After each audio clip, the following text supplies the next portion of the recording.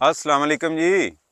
बनी इसराइल दी ना एक औरत सी ते ਉਹਨੇ ਇੱਕ ਪਿਆਸੇ ਕੁੱਤੇ ਨੂੰ ਨਾ ਪਾਣੀ ਪਿਲਾਇਆ ਤੇ ਮਾਲਕ ਨੂੰ ਉਹਦਾ ਇਹ ਅਮਲ ਇੰਨਾ ਪਸੰਦ ਆਇਆ ਕਿ ਮਾਲਕ ਨੇ ਉਹਦੇ ਅਗਲੇ ਪਿਛਲੇ ਸਾਰੇ ਗੁਨਾਹ ਮਾਫ ਕਰਕੇ ਤੇ ਇਸ ਅਮਲ ਨੂੰ ਉਹਦੇ ਵਾਸਤੇ ਬਖਸ਼ਿਸ਼ ਦਾ ਜ਼ਰੀਆ ਬਣਾ ਦਿੱਤਾ। ਅੱਜ ਸਾਨੂੰ ਨਾ ਇੱਕ ਖਬਰ ਮਿਲੀ, ਛੋਟੇ ਨੇ ਦੱਸਿਆ ਕਿ ਇਹ ਦੋ ਗਿੱਦੜ ਨਾ ਇਹ ਖੂਹ ਏ, ਇਹ ਤੁਹਾਨੂੰ ਵਹਾਂਦਾ ਸਾਡਾ ਕੈਮਰਾਮੈਨ, ਇਹਦੇ ਵਿੱਚ ਡਿੱਗੇ ਨੇ ਤੇ ਉਹ ਆਵਾਜ਼ਾਂ ਪੇ ਦਿੰਦੇ ਨੇ ਭੁੱਖ ਨਾਲ ਜਾਂ ਪਿਆਸ ਨਾਲ, ਪਤਾ ਨਹੀਂ ਹੁਣ ਕਿਸ ਦਿਨ ਦੇ ਡਿੱਗੇ ਸਨ। ਤੇ ਉਹ ਆ ਕੇ ਜਦੋਂ ਅਸਾਂ ਵੇਖਿਆ ਤੇ ਵਾਕਈ ਉਹ ਬੜੇ ਤਰਲੇ ਲੈ ਰਹੇ ਸਨ ਤੇ ਬਿਲ ਬੁਲਾ ਰਹੇ ਸਨ। ਉਹਨਾਂ ਦੇ ਇਹ ਖਾਣੇ ਦਾ ਇੰਤਜ਼ਾਮ ਕੀਤਾ ਅਸਾਂ, ਮੁਰਗੀ ਔਰ ਨਾਲ ਰੋਟੀ ਹੈ, ਕਿਉਂਕਿ ਜੋ ਫੌਰਨ ਅਸੀਂ ਕਰ ਸਕਦੇ ਹਾਂ। ਇਹ ਥੱਲੇ ਭੇਜਣ ਲੱਗੇ ਹਾਂ, ਭੇਜੋ ਜੀ, ਤਾਂ ਕਿ ਉਹ ਕਮ ਅਜ਼ ਕਮ ਆਪਣੀ ਪੇਟ ਪੂਜਾ ਤੇ ਪਹਿਲਾਂ ਕਰਨ।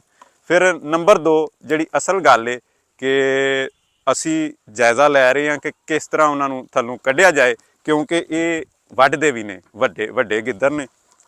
ਅਗਰ ਵਿਖਾਏ ਜਾਂਦੇ ਨੇ ਤਾਂ ਤੁਹਾਨੂੰ ਵਿਖਾਉਂਦੇ ਹਾਂ। ਤੁਸੀਂ ਵੀ ਇਹ ਦੱਸਣਾ ਕਿ ਇਹਨਾਂ ਨੂੰ ਕਿਸ ਤਰ੍ਹਾਂ ਕੱਢਿਆ ਜਾਏ, ਇਹ ਕਿਹੜੀ ਤਰਤੀਬ ਲਾਈ ਜਾਏ ਤਾਂ ਕਿ ਇਹ ਖੂਹ ਦੇ ਵਿੱਚੋਂ ਜਿਹੜਾ ਨਾ ਬਾਹਰ ਆ ਸਕਣ। ਕਰੀਬ ਆ ਕੇ ਵਿਖਾਓ ਜੀ। ਇਹ ਉਹਨਾਂ ਦਾ ਬ੍ਰੇਕਫਾਸਟ ਟੁਰ ਗਿਆ, ਅੱਲਾ ਖੈਰ ਕੀਤੀ ਤੇ ਬ੍ਰੇਕਫਾਸਟ ਕਰਨ ਲੱਗੇ ਨੇ।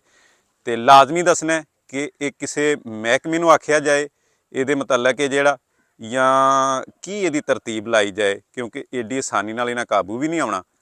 ਤੇ ਅੱਗੋਂ ਇਹਨਾਂ ਮਜ਼ਾਹਮਤ ਕਰਨੀ, ਥੱਲੇ ਜਾਣ ਦਿਓ, ਬਾਲਟੀ ਥੱਲੇ ਰੱਖ ਦਿਓ ਤਾਂ ਕਿ ਇਹ ਖਾ ਲੈਣ। ਜਿੰਨੀ ਦੇਰ ਇਨਸ਼ਾ ਅੱਲਾਹ ਤਾਲਾ ਜਿੰਨੀ ਦੇਰ ਵੀ ਇਹ ਨਿਕਲਦੇ ਨਹੀਂ, ਇਹਨਾਂ ਦਾ ਖਾਣਾ ਇਹਨਾਂ ਨੂੰ ਪਹੁੰਚਦਾ ਰਹੇਗਾ, ਪਾਣੀ ਰੋਟੀ ਸਭ ਕੁਛ।